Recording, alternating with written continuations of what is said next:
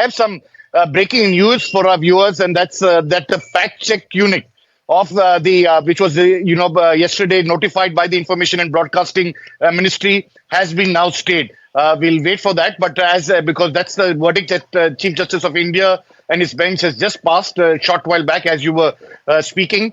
So that's an important, very, very critical, because it has a bearing on all journalists across this country, because would have allowed the government to notify what was a fact, what was not. It is in their perception.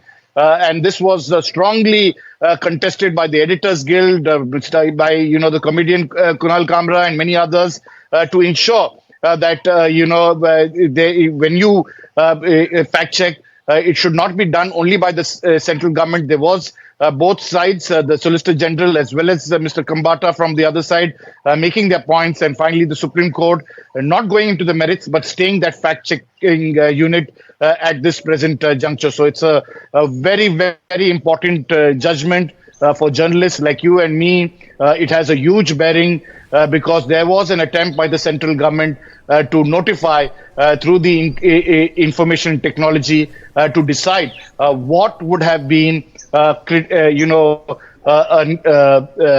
news or correct news, and they would have had the ultimate say, and based on that, everybody would have to follow and comply. So they would have become the biggest editor, the biggest clear people in terms of how they want to go about this entire process.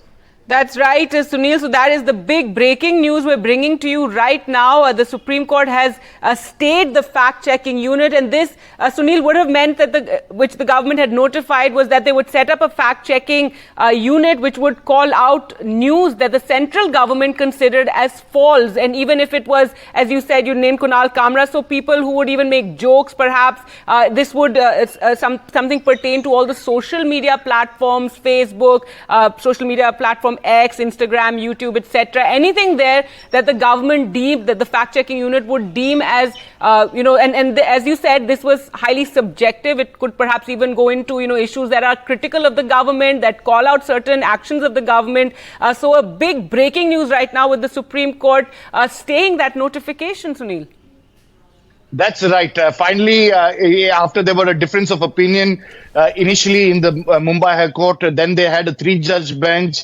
And based on that, the Chief Justice of India dictating it in an open court, the entire judgment has finally decided to stay that notification, sets aside the Mumbai High Court decision and the Bombay High Court. And really, it has a huge bearing, especially given the fact that the Information and Broadcasting unit, the Press Information Bureau, would have had the final say on any matter that had, suppose you were reporting on certain events, they would have had the say on this entire issue. So it's in this context that the Supreme Court has now very clearly come and feels that this is an infringement on your fundamental right. And it's in this context that that unit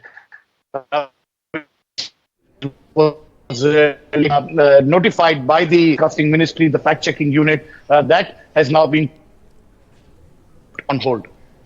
Right, and Sunil, even at the Bombay High Court, it was a split verdict, and one of the judges did say that this would have a chilling effect on the right to free speech and freedom of the press, and that is the major concern. So big breaking news a day after the centre's notification of its fact-checking unit. This has now been stayed by the Supreme Court, as there were many concerns regarding it, that it would have a chilling effect on the news, that there would be news that the government could order be taken down from social media platforms, from news channels as well, if it was deemed as wrong news, and that perhaps it was, and the fear was that it could be very subjective, that it could be, decisions made by the government to news that was critical of them. These amended IT rules were challenged in the Bombay High Court last year by a comedian Kunal Kamra, the Editors Guild of India, various media organizations as well. The Bombay High Court did not stay it, but it was a split verdict, and one of the judges said, Justice Patel, that it would have a chilling effect on the right to free speech, and now the Supreme Court has put a stay on this notification.